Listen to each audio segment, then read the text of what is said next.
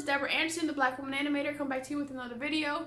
And this video is just getting to know the person behind the YouTube channel. I like when I go to websites and they have an About Me page because I like to, when I go search for artists, I like to get to know the person. So not a lot of people have the About Me page sometimes. And so I wanted to answer a bunch of questions so you can get to know me. Let's get started. The first question is, where are you from? I'm from Detroit, Michigan, the East Side, Cashew and Mac, and you probably would be able to tell by my license plate because I have a personalized license plate that says Detroit, and I try to represent Detroit in every way I can.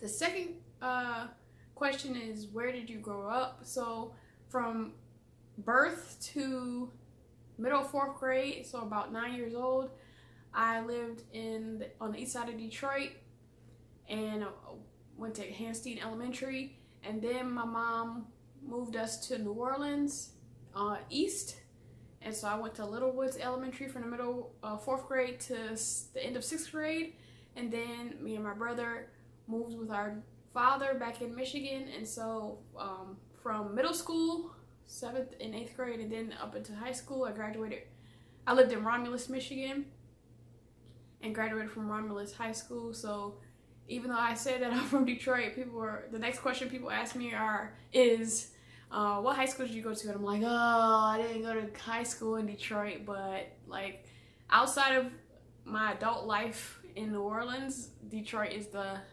place I've lived the longest, and that's where I feel like I'm from because I was born there and lived most of my life there. So even though I didn't go to Cass Tech or Renaissance or Martin Luther King or Radford or anything, I still claim Detroit, but I graduated from Romulus High School. The next question is, what's the most important thing in your life? So the most important thing in my life is family. Even though I live far from my family, I try to keep in touch with them as much as possible. And it's family in general is really hard because my mom is one of 14 children, my dad is one of 11 plus children, and then my stepmom is one of 12 children, so I have like easily at least 100 cousins, and I have at least 30 something aunts and uncles, so it's really hard to keep in touch with all my family, but at least with my immediate family I try as hard as possible to keep in touch with them. And then being creative is a very important aspect of my life because it just excites me. And even if I'm not doing something art related, I like to still be creative and try new things and be innovative. I don't like to do the same old. Another important thing to me is being genuinely me, even if most people don't accept it. And, you know, as you get older in life, hopefully it gets easier to be more genuine. When you're younger, you're just trying to fit in. But I have struggled with that kind of balance of, okay, what attributes do you want to work on and what attributes do you just want to accept as yourself? So like something that could come off negative maybe is being sarcastic, but I like being sarcastic, so I don't think I would change that. So there's some parts of myself where it's like, okay, I need to work on that. And then some parts of myself is like, do I need to work on that, or do I want to accept that as me and just keep it moving? So being genuine is a continuous journey as I move forward in life. The next question is, what has required the most courage of you in your life? One thing is to live life as I want to live it, as I want to be myself. And so I just feel like the child version of me, the child Deborah, was a genius and way ahead of her time. Like, I was very quiet and stayed to myself, and I felt like that is awesomeness. Like, since college I've tried to work on talking more, which being able to string 2 sentences together is a good asset to have, because I wouldn't be able to create YouTube videos from my high school self of just saying yes, no, maybe so. But I just felt like and that I talk a lot more, which is still not a lot compared to other people, but I'm just like, man, I just wish I could shut up sometimes. So I think I'm gonna get back to being even more quiet, not for my YouTube channel, but just in personal life. Because I always was observant, and a lot of people, sometimes people who talk a lot aren't really saying anything. And so I like to say things when it has purpose, which I've stuck to. But I just think my childhood self did what was best for me. And in trying to grow, I feel like I've added some things that I didn't want to add. So, but yeah, being able to converse and articulate is a very important thing to learn. But yeah, I'm just gonna converse and articulate when I need to. Another thing that has taken courage is deciding to live as an introvert. I think society tells you that being an extrovert is the only way to live and the best way to live.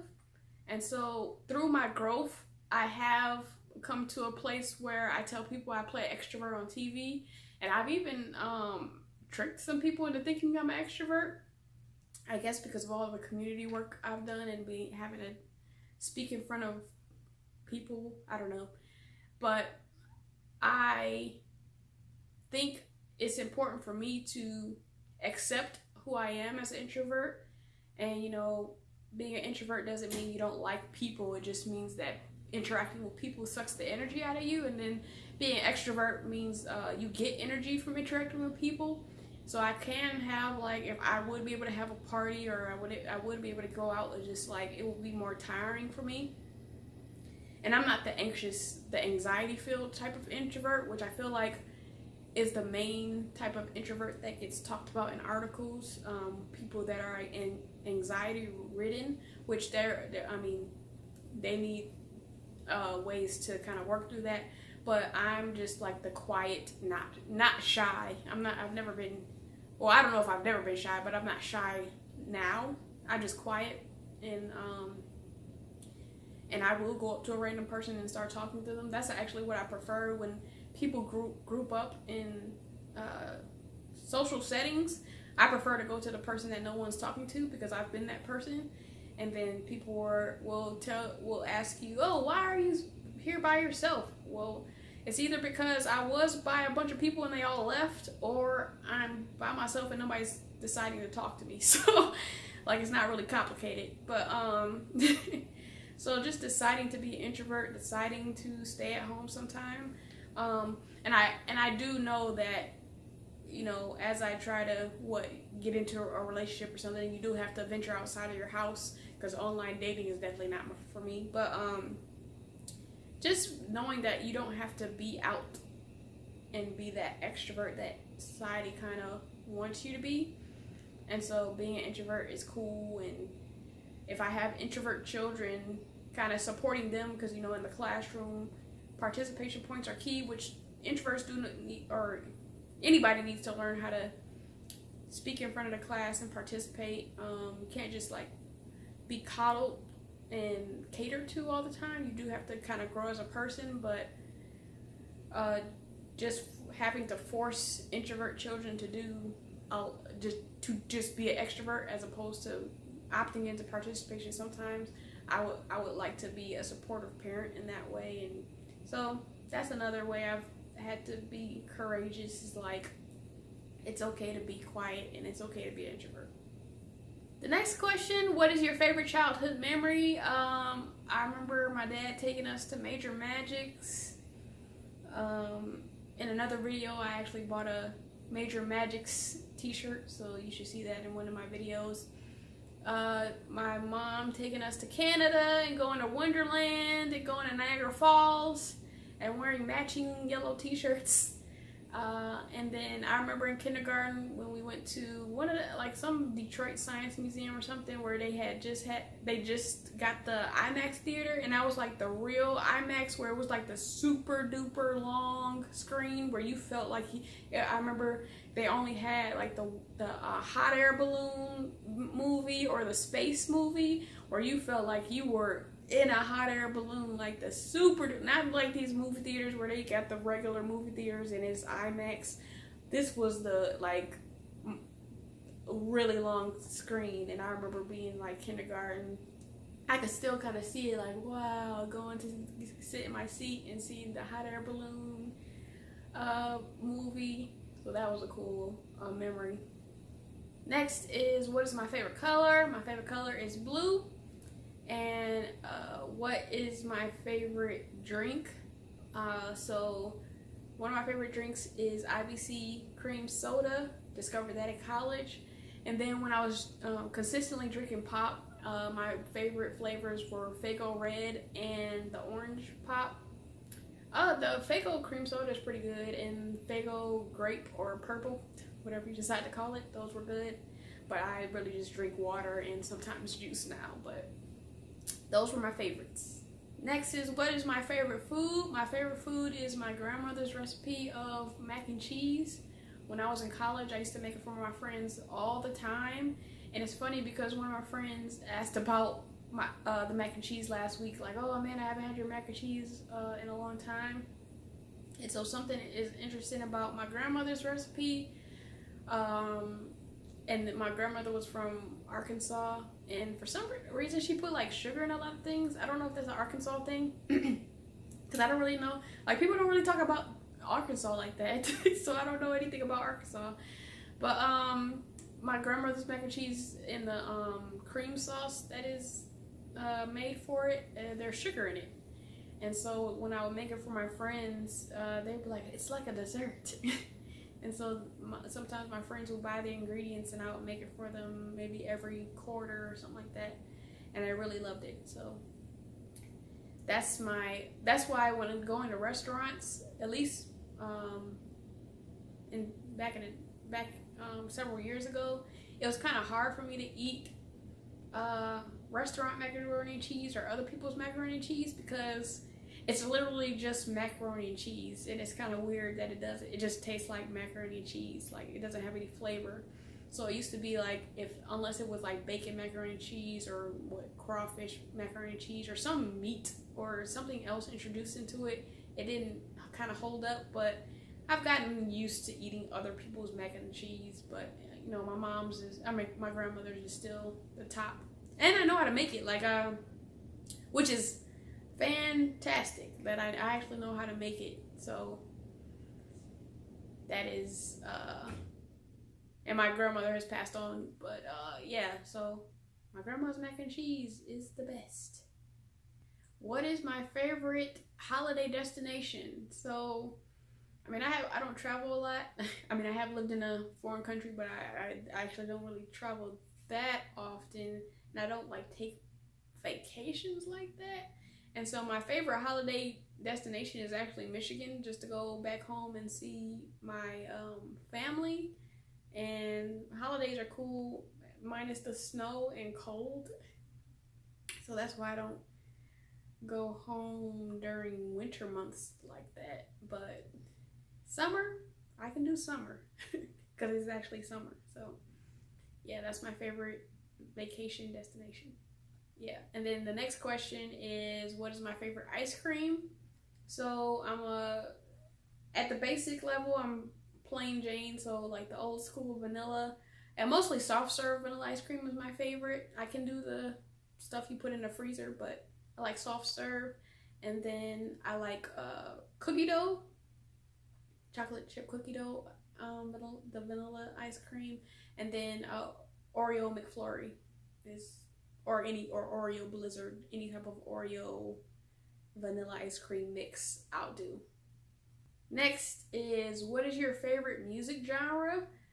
So that's pretty much impossible. Growing up in Detroit, you kind of get, like, I'm privileged to have grown up with all different types of music. And so I don't really listen to the radio because they play the same 5 songs over and over. Even the old school stations play the same 5 songs over and over again. So I listen to my Spotify playlist a lot. And so the main Spotify playlist I listen to in order is like my gospel / Christian music playlist. And then next would be my 80s, 90s, 2000s R&B playlist. And then after that is my old school playlist, and old school is categorized as like 70s music / Motown.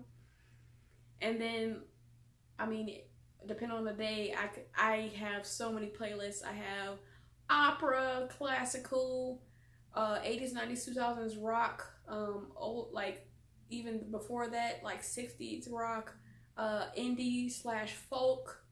I have international playlists or reggae, reggaeton. Man, I just have so many different playlists. Pop, like current pop, current rock, country. I have a playlist for old school, like Negro spirituals, like, man, I just have a playlist for almost everything. The only thing I probably don't listen to is like the heavy metal, you know, the screaming. Just because I'm a big, like, I listen to the words of songs, so if I can't understand what they're saying, I don't really like it. And then techno, like oh Lord, I can't listen to techno because it just makes my head hurt. Like Detroit house / techno, where it has like the words that's repeating over and over again. I can listen to that type of techno, but you're like popular techno in the club, no, I can't.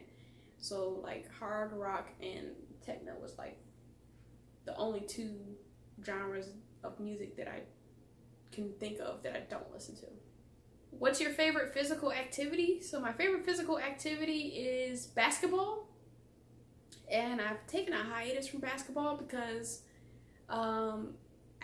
after college and after high school, and so from 18 years and up, I've mostly played with guys, and being a woman playing with guys kind of sucks royally because in general you already have, if you're new to the court, they don't really respect you, and then added on that you're a woman / girl, then they don't really pass you the ball, and even after you make that first shot or first couple shots, they still might not pass you the ball.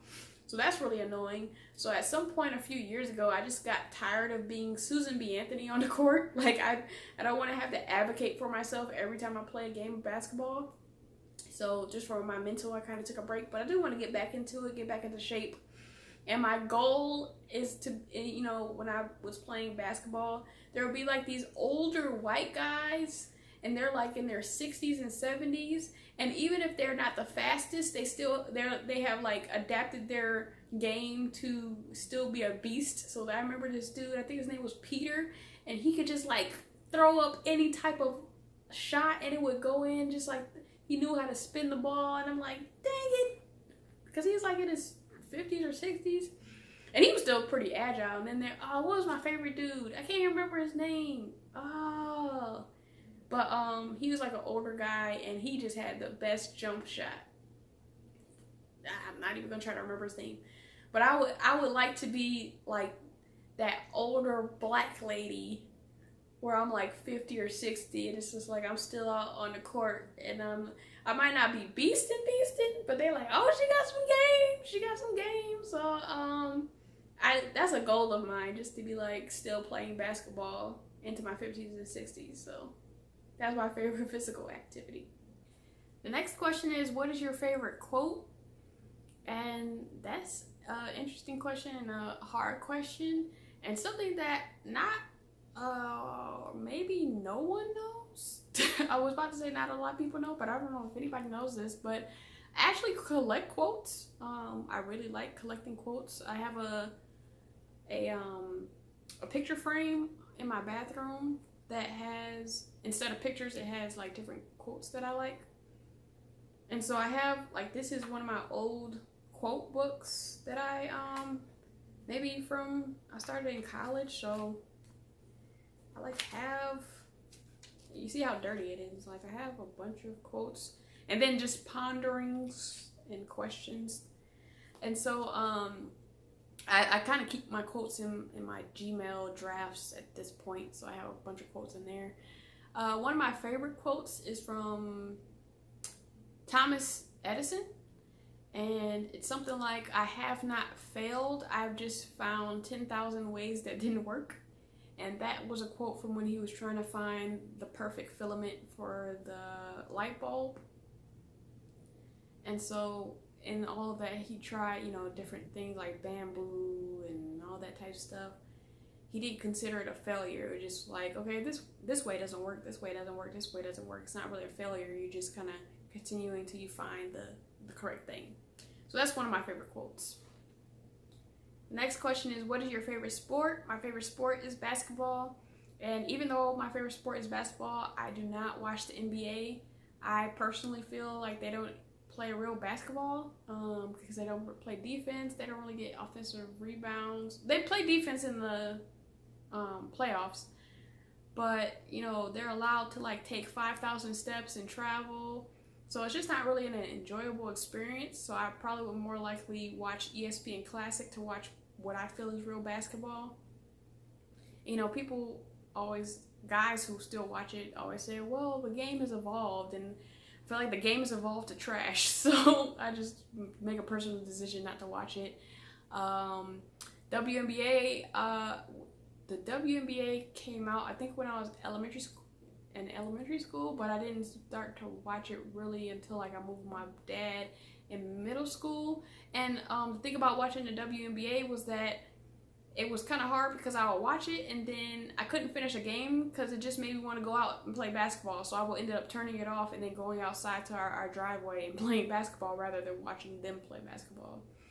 And then as far as college, it's just too many teams to keep track of. My school was Division III, so like our best team was the hockey team. So we, like, the men went to the Frozen Four. I think the women eventually became Division I and went to the Frozen Four maybe. But so I have no team to choose. I mean, I guess I could do University of Michigan or something, but it's just too many teams, too many games to keep track of. It's too much.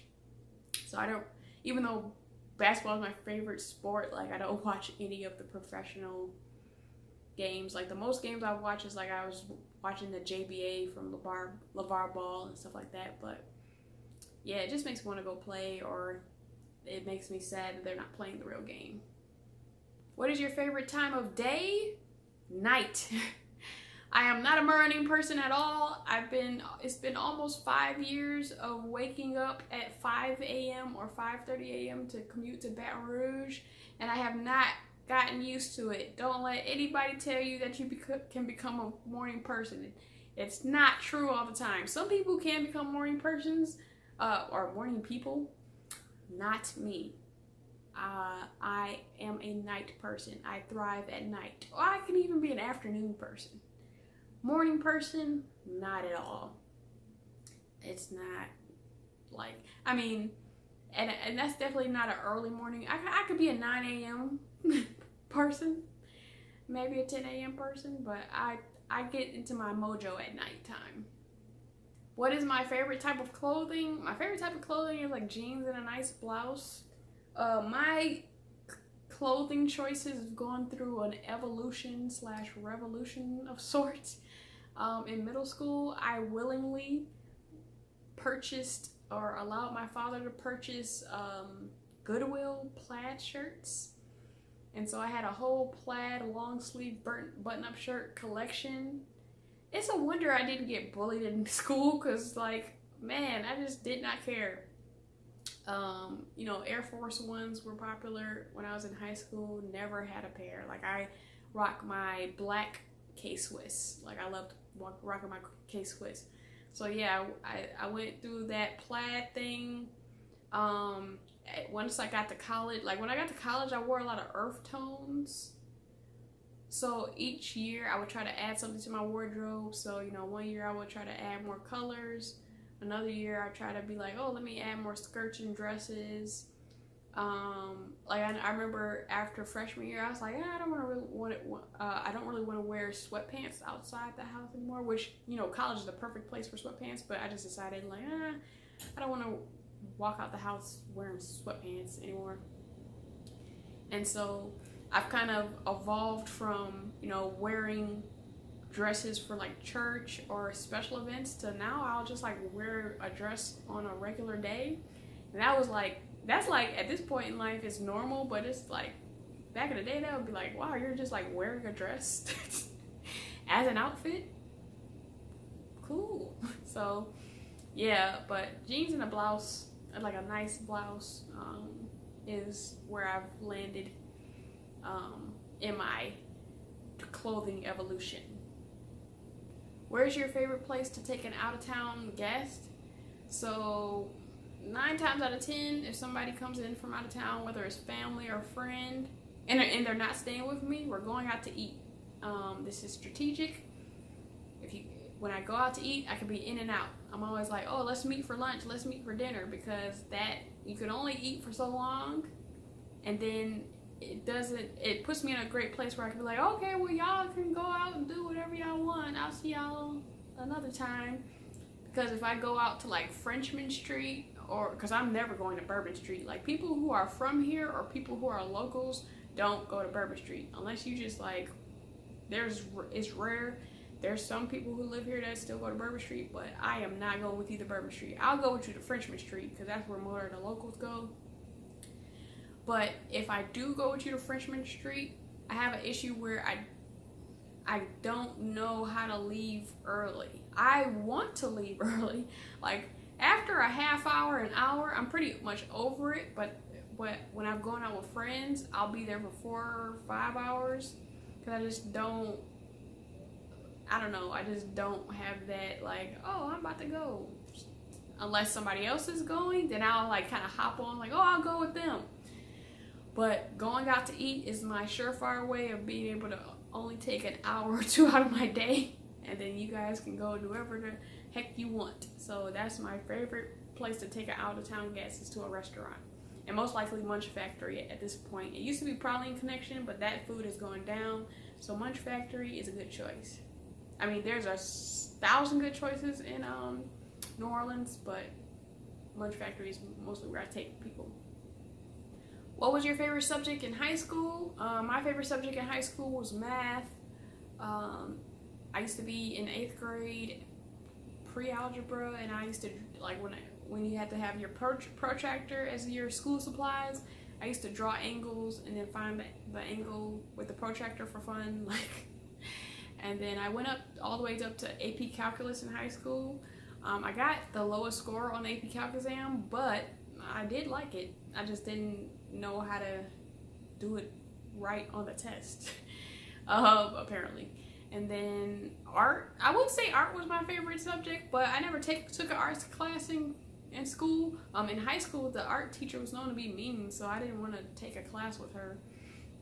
And then another one of my favorite subjects is Spanish. And I took 4 years of Spanish in high school. And with my teacher, Miss Poirier, and I still have some of my stuff.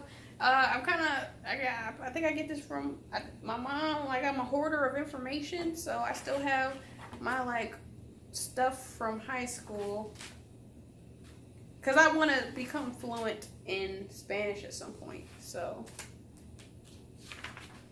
I still kept my stuff because I believe in myself. I can still be fluent in Spanish at some point in life. I fully believe if I moved to a South American country for a 6-month period, I could be fluent, because I remember a lot. But yeah, well, those are my favorite subjects. What was my least favorite subject in high school? Science, except chemistry, because I was like math.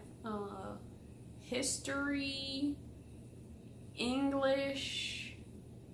And mind you, these were all my least favorite subjects, but I still managed to graduate 10th in my class from high school, because like even if it wasn't a subject I liked, I still did well in it. I just didn't like it. So I mentioned earlier that I couldn't string 2 sentences together, so that's probably why I didn't like English, because if you needed to write a 5-page paper, I would write 2 sentences and be like, okay, that's pretty much all I have to say on the subject. So that was kind of hard. And then history, like now I love history. I just realized after college, I realized I love learning. I just don't like getting a grade for it. So science is cool now. History is great. English is great. I'm the daughter of an English professor, so, and I improved in college with my English. So yeah, all those are good. It's just I didn't like them in high school. What was your favorite TV show growing up as a child? Sesame Street, Mr. Dress Up, Fresh Prince of Bel-Air, and then TGIF was lit. Family Matters, Perfect Strangers, me and my twin brother still did the Dance of Joy up until adulthood, like, and we probably still would do it today. Da da da da da da da da. Hey hey hey hey. I have gotten heavier, so it's harder for him to like lift me up. Step by Step, all the TGIF. Man, if you knew about TGIF, that was lit. That was like when you could, you know, today Friday is kind of a they switch your TV show to Friday when they're about to like cancel it. But back in the day, Friday was like, oh, we about to be having family time. Thank God it's Friday. Let's go watch these TV shows. So yeah, those are my favorite TV shows. Next question is, are you afraid of heights? Nope. I am not afraid of heights, but I am afraid of falling. So I love roller coasters. I jumped out of a plane. I am okay with flying. If I go on an elevator and it has 80 floors and the glass is out to the world, I'm okay. But let me, like at RIT, in the student union, there was like a mezzanine level, which is the second floor, and there was like this place you could sit where it was like a concrete, it was like rooms, but there was like this concrete place that was like a square, and then it had a hole in the middle that went down to the first floor. And if I sat on that by myself, I would be cool. But if there was like people around, I'd just be like, okay, I'm sitting on this, because I don't trust people. People be playing games. They think it's funny to like push or something, then I'm about to be falling to the first floor. So if I'm not secured, like I'm afraid of falling. When I went to the Grand Canyon a couple years ago, and like going down was kind of scary, especially when the path was like this big. I'm just like on the side of the cliff, like, okay, I'm going down. But so I'm not afraid of heights, I'm just afraid of falling. I hope that makes sense to people. Next question is, are you a dog or a cat person? I'm definitely a dog person. We've had a couple dogs growing up. My stepbrother had Brutus, and then our first dog was Bridget, which was a mixed shepherd. Brutus was like a bulldog, or was he a bulldog? I don't know. But Bridget was a mixed shepherd, and then her son Buck was a mixed shepherd, and then that was like mostly the dogs that we had to take care of. And then once I moved out, my dad got Rex, which was, can't remember what kind of dog that was, but yeah, I'm not a cat person. Like, I could exist with cats, but I wouldn't willingly go buy a cat. I just don't understand cat people, because why do you want to take care of a pet that potentially doesn't even like you like that? Like, I don't get the torture that cat people want to go through. I mean, I know cats can be loving and not all of them are hateful, but why would I want to take the risk? Like, dogs are always loyal. They call them stupid and cats are smart, but okay, I'd rather have a stupid loyal pet. That's just me. And the last question is, what are your favorite sports teams? So pretty much all things Detroit. So what am I a fan of? The Detroit Tigers, Detroit Pistons, Detroit Red Wings, and then the New Orleans Saints, because I didn't get into football until college. And so once I moved to New Orleans after college, I just picked the Saints. I didn't even readily know that the Detroit Lions sucked at that point. So everything Detroit except New Orleans Saints. And when, like, I'm a fan of these teams, and when I say I'm a fan of these teams, it just means that I root for them subconsciously. I don't actually watch the games, and I wear merch if I could afford to get a dang on Red Wings jersey. But I don't know who any of the people are currently on the team. Like, the last time I knew who the Pistons players were the 2004-2005, like Tayshaun Prince, Rick Hamilton, Ben Wallace, Rasheed Wallace, like all those guys. And the last time I knew Red Wings players was like Michael Strahan. Like, so that's back in the day. Tigers, I don't even know if I've ever known anybody's name on the Tigers, but I'm a fan. And so, yeah. So those are my favorite sports teams. And that's it for this video. I hope you learned a lot about me. I hope you were interested in learning about me. If you have any more questions for me, let me know. Please like, comment, and subscribe. Sign up for post notifications. Please share my video. And I will see you in the next video.